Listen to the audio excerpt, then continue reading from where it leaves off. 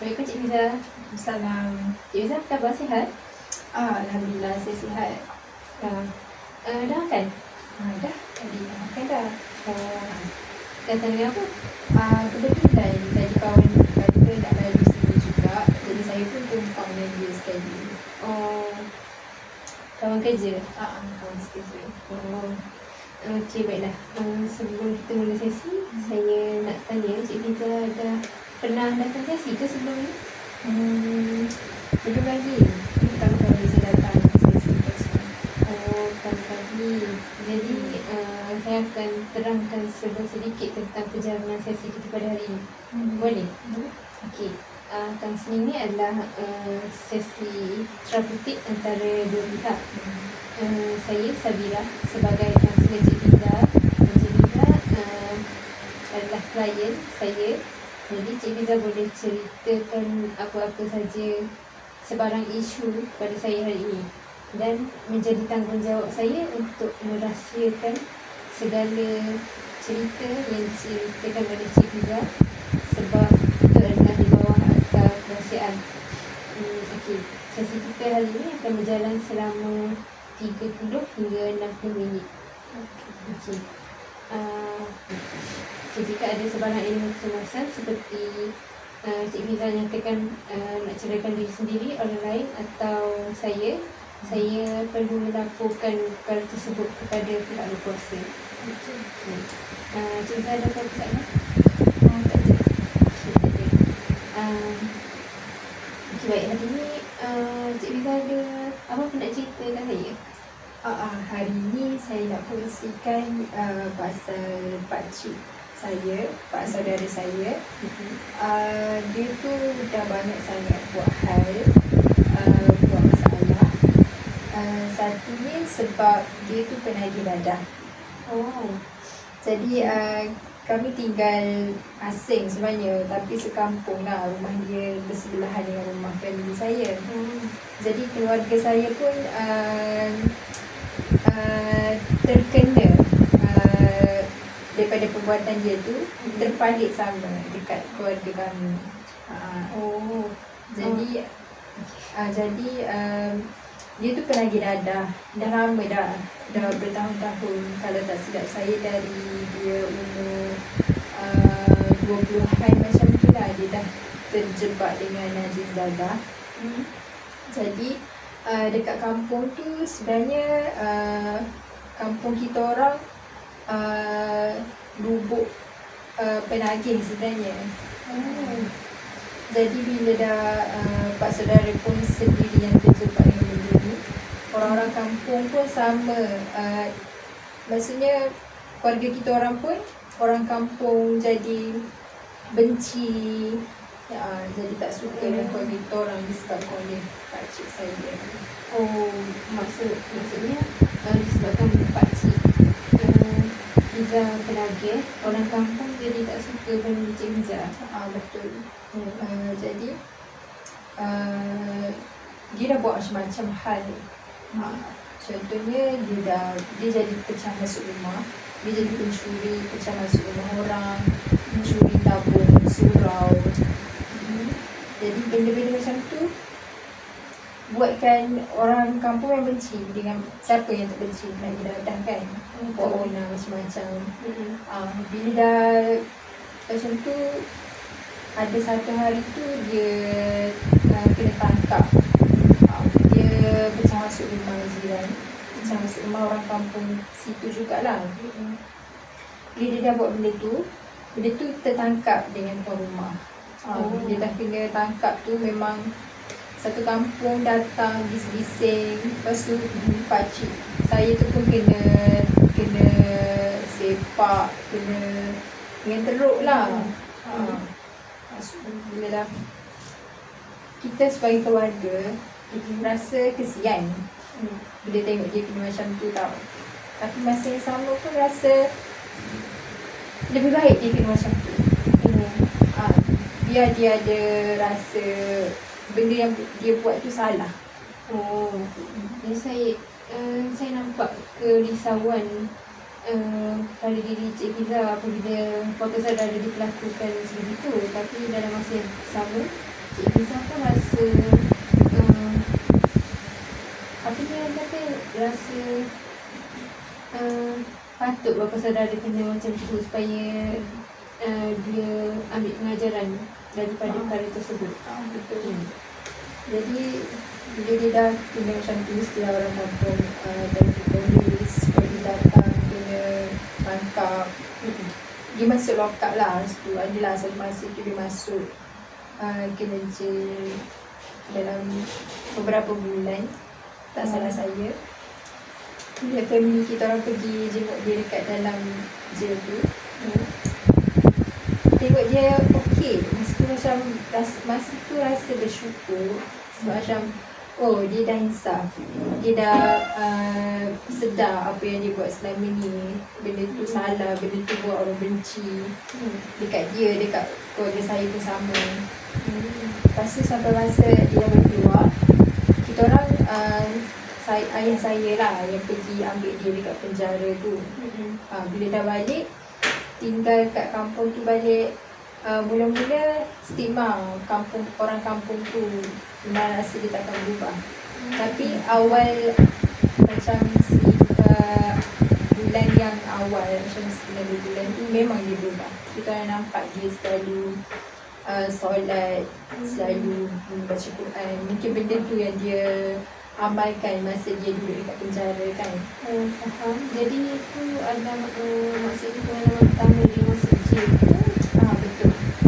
Maksudnya lepas dia keluar, dia berubah. Okey, teruskan. Dalam 2 bulan macam tu, saya pun nampak lah macam bersyukur lah kan. Oh akhirnya dia dah berubah, akhirnya dia dah jadi orang lain dan jadi orang yang lebih baik daripada dulu.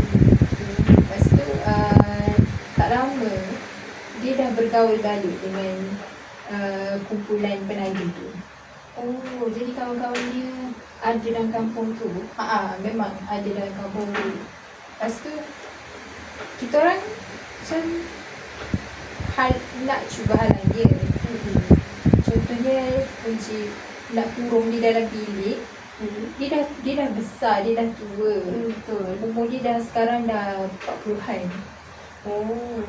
Jadi macam tak sesuai nak kurung dia. Orang kampung, mesti orang lain pun cakap macam siksa ke mengiksa orang tu kan. Tapi bila kita dah bagi dia kebebasan, dah bagi dia bebas nak keluar bila-bila je, dia pergi balik dekat si penagih dadah yang lain tu, kawan balik. Lastnya dia pun sama ikut penagih dadah balik. Faham. Lepas tu bila dia dah macam tu, sekarang rasa putus asa, rasa macam lebih baik kau pergilah daripada sini, tak payah nak duduk dengan kita orang, tak payah tinggal dengan orang-orang yang kenal. Macam rasa tak nak mengaku yang dia tu pakcik. Jadi Cik Liza dan keluarga rasa kecewa lah sebab bila ingatkan bapa saudara keluar penjara tu dah insaf. Jadi bila kembali berkawan, kembali balik kepada perangai lama. Betul. Jadi bila dia tu dah buat balik benda lama, lagi dah balik. Lepas tu slow-slow tabung dekat surau pun kena curi, hilang. Lepas tu orang kampung macam syak lah sebab bila dia dah keluar daripada penjara, benda ni terjadi. Salahkan pak saudara saya tu lah. Tapi masa bapa saudara dalam penjara tu ada tak kes kecurian ni? Yang tu saya tak pasti, tapi rasanya tak ada. Tapi saya pun tak boleh nak cakap juga. Tapi yang masa tu memang sebab bila dia mungkin ada, tapi tak lama lepas tu masjid dah mula pasang CCTV. Yang masa tu lah, yang tu kali kedua dia kena tangkap. Sebab memang jelas nampak dalam tu yang dia masuk dekat dalam surau dan curi duit tabung masjid. Lepas tu bila dah kena tangkap, memang orang kampung serbu rumah dia masa tu. Malam-malam pula tu serbu sebab ada bukti yang dia tu curi tabung.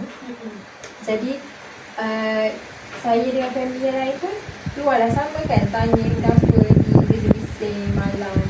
Lepas tu yang orang surau, orang masjid tu pun tunjuklah bukti CCTV nampak yang pakcik saya tu curi tabung. Oh. Malam tu jugalah dia kena belasah, dia kena pukul, memang teruk, memang betul-betul kalau saya boleh cakap separuh mati lah kot. Sebab orang kampung dah memang geram, benci dan jijik dengan penagih. Siapa yang tak jijik kan dengan penagih? Betul, saya faham.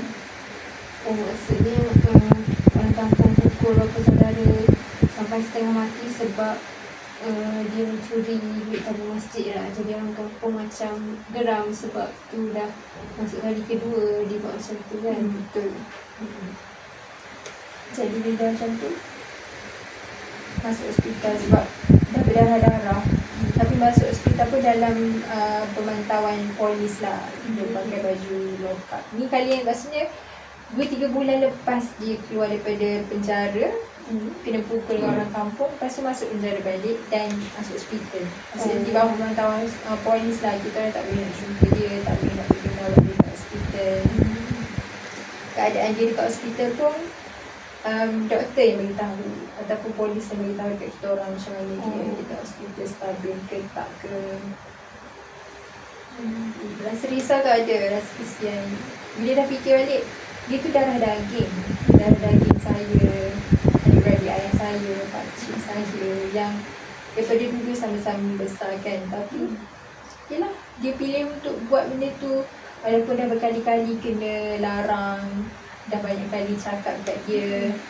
Tak ada benda, tak ada faedah yang dia dapat daripada menagih dadah. Saya faham pasal Cik Liza. Mungkin kalau saya di tempat Cik Liza, saya pun akan rasa kecewa dengan perbuatan pakcik sendiri kan. Jadi bila dah macam tu, dah kita orang tak boleh nak buat apa juga kan. Itu je lah. Dan bila dia nanti kat hospital tu, adalah perubahan dia makin baik. Dia stabil, dia maksudnya doktor cakap ada kemungkinan untuk dia pulih daripada luka-luka yang teruk tu. Sebab tangan dia kalau tak salah saya patah masa kena pukul tu. Teruk juga lah. Lepas tu bila dia dah keluar hospital tapi tak boleh balik pun, dia kena pergi penjara balik. Maksudnya dah kali kedua dia masuk penjara dan benda ni macam tak serit, macam benda sama berulang. Orang kampung pun contohlah bila orang kampung pergi masjid, ayah saya pun pergi jadi jemaah kat sana kan. Diorang semua layan ayah saya tu dengan layanan yang buruk. Diorang takkan bersalaman dengan ayah saya, takkan duduk sekali, takkan bercakap, maksudnya tak nak berhubung langsung dengan keluarga saya. Jadi benda tu macam sebenarnya bukan salah kita orang, bukan salah ayah saya, bukan salah siapa, salah pakcik tu je, seorang je yang buat benda tu. Tapi yelah, dah lama pun ada kaitan kan.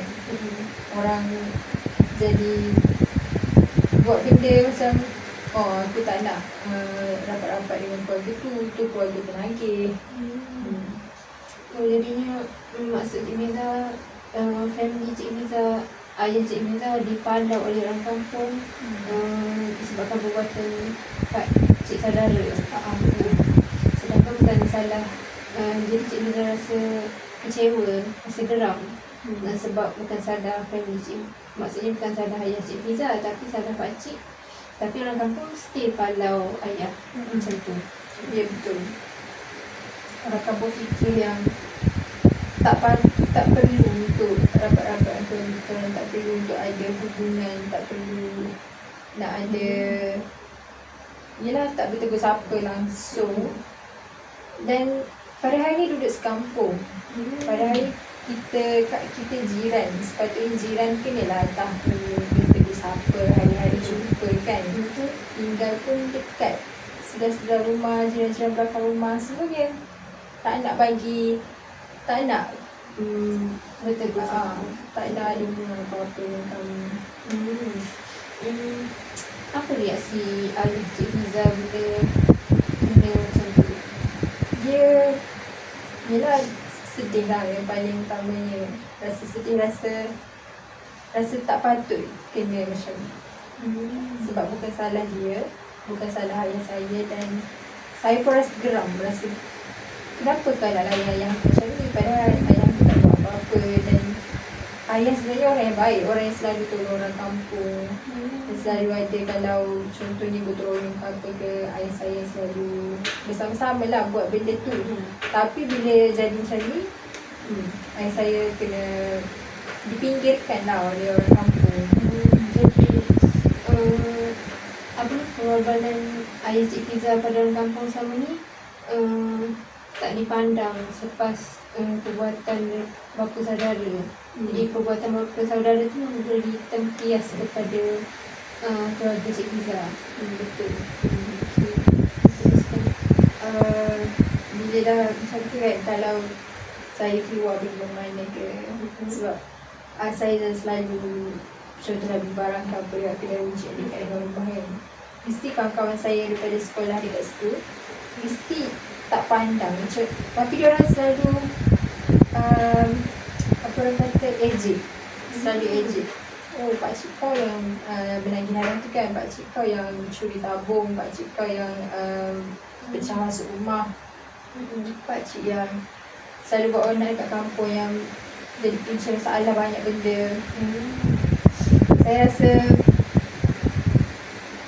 Jadi bukan setakat bapa saja yang kena tempias, Cik Fiza dengan adik-beradik pun sekali kena. saya pun kena, adik-adik saya pun kena juga. Bila kita orang, ya padahal kawan juga kan, dia kenal sekolah sekali, dulu pun pergi sama-sama kat sekolah. Tapi bila dah kenal macam ni, diorang nak ejek-ejek macam tu. Dia orang tak cuba untuk faham tempat saya, tak cuba untuk, sebab saya pun susah nak terima seorang pakcik yang pernah dadah. Bila dah macam ni, diorang pun ejek saya. Jadi saya rasa tertekan, saya rasa tak patut aku ada kat sini, tak patut aku ada dekat kampung ni. Saya rasa macam nak keluar, pergi jauh-jauh daripada sini. Oh, saya faham. Saya nampak kerisauan, kegeraman pada diri Cik Fiza apabila macam diejek oleh kawan-kawan atas perbuatan orang lain. Ya. Dan bila kita buat tak reti je lah kan, takkanlah nak bergaduh pula dengan dia. Betul. Saya macam suka hati kau lah nak cakap apa tu kan. Kau tak ada dalam keluarga aku, kau tak pernah rasa apa yang aku rasa, kau tak faham langsung dan tak cuba untuk faham. Lepas tu pakcik saya yang kali kedua kena masuk penjara tu, jadi yang lama lah sikit dia dekat dalam penjara, sebab dia pun sakit lagi masa tu. Jadi daripada hospital tu keluar masuk penjara pun masih katanya masih tak boleh nak buat apa-apa kerja. So dia macam diasingkan lah dalam bilik, tak tahulah mungkin bilik sakit ke apa ke. Lepas tu saya macam berdoa lah untuk, sebab teruk dia kena dengan orang kampung.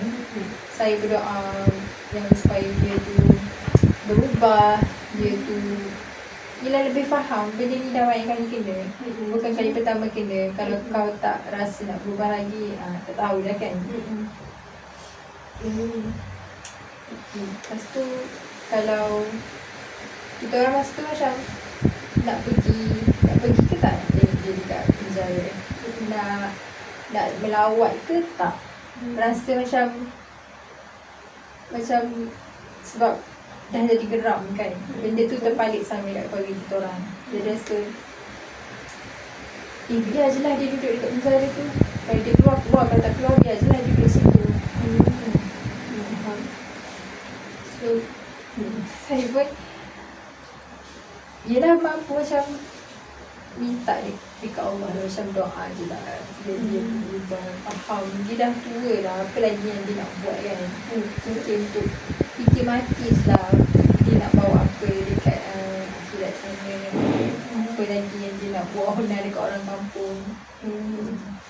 Maksudnya sekarang bapa saudara masih dalam penjara ke dah keluar? Sekarang dia dah belum lagi keluar. Mungkin saya pun tak tahu, saya tak pasti bila berapa lama dia kena dipenjarakan ke ni. Maksudnya sepanjang bapa saudara tak ada ni, macam mana layanan penduduk kampung pada family Cik Fiza? Okey sikit. Saya rasa lah, saya nampak lebih baik daripada sebelum ni. Sebabnya hari tu masa ayah saya pergi ada buat jamuan buka puasa sama-sama, diorang terima, maksudnya masa tu buat masak sama-sama lah untuk buka puasa. Jadi bila ayah saya pergi pun, diorang macam alu-alukan, tapi masih lagi rasa janggal tu. Sebab sebelum ni diorang yang selalu cakap buruk dekat ayah saya, selalu macam ejek lah juga kan ayah saya. Tapi ayah saya orang yang baik, orang yang jenis tak nak kisah apa yang diorang cakap. Jadi bila ada aktiviti tu, pergi je lah. Dan diorang macam, mungkin diorang dah nampak semua punca masalah tu bukannya daripada ayah saya, bukannya daripada keluarga saya lah, maksudnya daripada individu tu sendiri lah, pakcik saya tu sendiri. Maksudnya sekarang ni penduduk kampung dah slow-slow boleh terima ayah Cik Fiza pun Cik Fiza lah. Maksudnya dia rasa bersalah juga sikit sebab memulaukan orang yang tak bersalah. Betul. Tapi apa tindakan yang dah dilakukan oleh family Cik Fiza?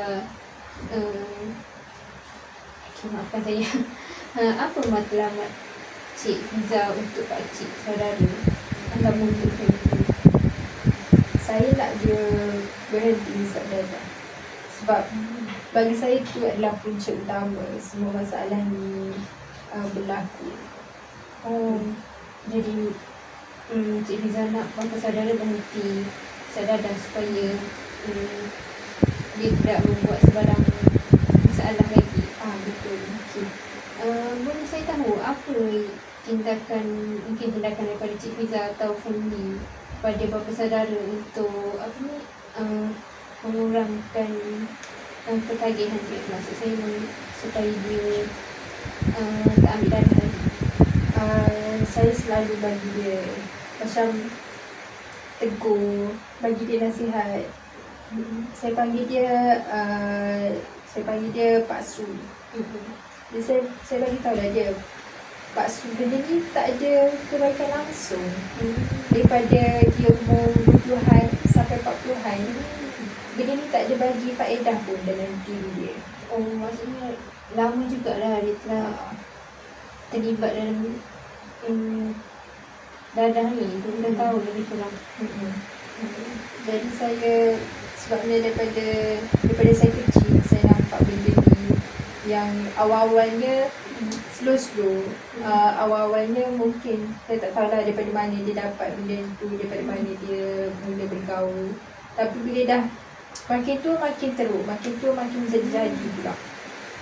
Jadi saya cuba nasihat dekat dia, Pak Su, benda ni tak ada kebaikan langsung dalam diri, tak ada bagi faedah lagi, memburukkan keadaan lagi, memberi macam-macam masalah. Tak ada apa pun yang dia dapat daripada masalah dan Okey.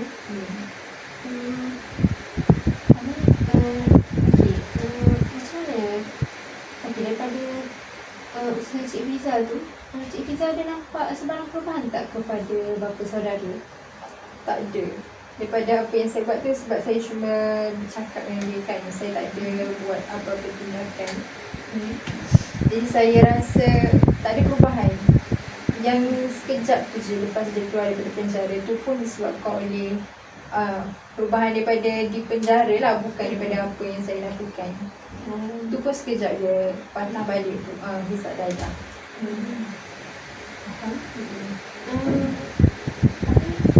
Saudara Cik Fiza tu sudah berumah tangga ke? Belum. Memang dia Yelah, siapa yang nak ambil suami jadi suami pendaki dadah kan. Jadi sokongan dia adalah daripada keluarga Cik Fiza lah. Okay.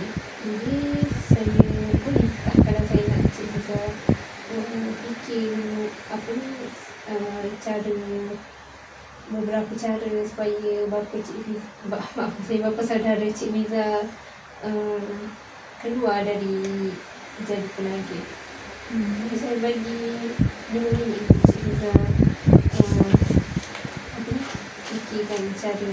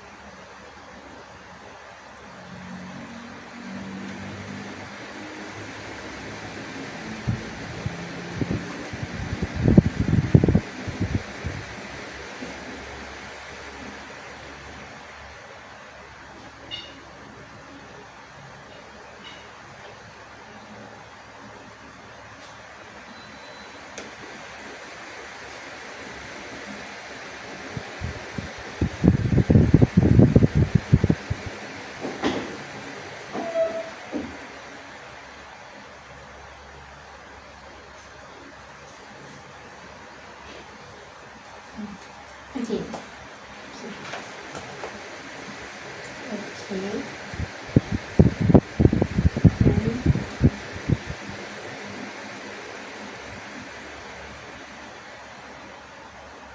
Okay, faham. Okay. Daripada cara-cara ni, Cik Fiza rasa akan ada perubahan kepada bapa saudara Cik Fiza? Saya rasa saya nak ayah saya rasa macam saya dengan family saya nak cuba untuk urung dia ke. Tapi yelah, memanglah dia dah tua kan. Tapi macam tak adalah kurung dalam bilik, tapi macam cuba dalam rumah lah. Maksudnya dia mesti boleh jalan-jalan dalam rumah.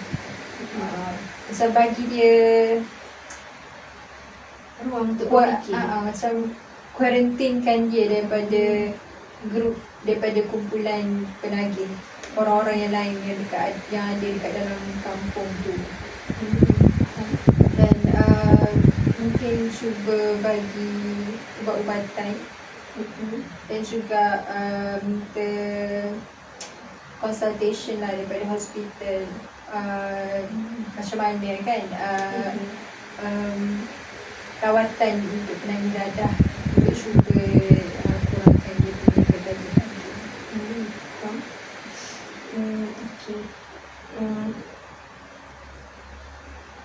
Berdasarkan apa yang Fiza kongsikan pada saya hari ini, saya akan buat rumusan sikit lah. Tadi, awal-awal tadi Fiza cerita pasal bapa saudara Fiza masuk longkap akibat daripada membawa orang ke kampung, maksudnya mencuri apa semua tu. Lepas tu family Cik Fiza kena pulau disebabkan oleh perangai bapa saudara. Lepas tu bapa saudara buat kecurian kali kedua buat kecurian tabung masjid. Tapi kali ni ada bukti yang kukuh yang menyatakan bahawa bapa saudara Cik Fiza memang mencuri tabung masjid tu. Lepas tu dipukul di dalam kampung sampai setengah mati. Lepas tu dimasukkan ke hospital sambil diawasi oleh polis. Maksudnya sampai sekarang pun kurang sihat lagi. Lepas tu semasa bapa saudara ditangkap kali kedua ni, penduduk kampung macam mula sedar bahawa kesalahan tu tak boleh letak kepada keluarga Cik Fiza juga. Maksudnya kesalahan tu daripada bapa saudara, kena individu tu sendiri yang patut disalahkan. Lepas tu Fiza kata untuk lepas tu Fiza ada rasa untuk buat bapa saudara berubah. Okay. Matlamat Fiza untuk pastikan bapa saudara dah tak ambil dadah pada pasal ni, betul lah. Okay. Jadi Cik Fiza telah buat beberapa cara kat sini supaya bapa saudara terkeluar daripada apa ni, maksudnya dah tak bergaul dengan rakan yang penagih. Okay. Ini saya rasa sesi kita dah sampai apa ni, maksudnya dah sampai ke maksud saya masa telah mencukupi untuk sesi kali ni. Jadi saya rasa kita boleh berhenti setakat ni je dulu. Okay, jadi kita kalau jadi kita akan tangguh sesi kita kepada minggu hadapan boleh. Nanti saya akan kontak Cik Fiza balik. Okay. Dalam masa seminggu ni boleh tak kalau saya nak Cik Fiza cuba dulu? Oh, tapi tak boleh sebab bapa saudara masih lagi okey, tak apa. Nanti kita jumpa minggu depan untuk tahu perkembangan selanjutnya. Okey. Baik, Cik Fiza, terima kasih kerana sudi datang sesi hari ini. Sama-sama juga.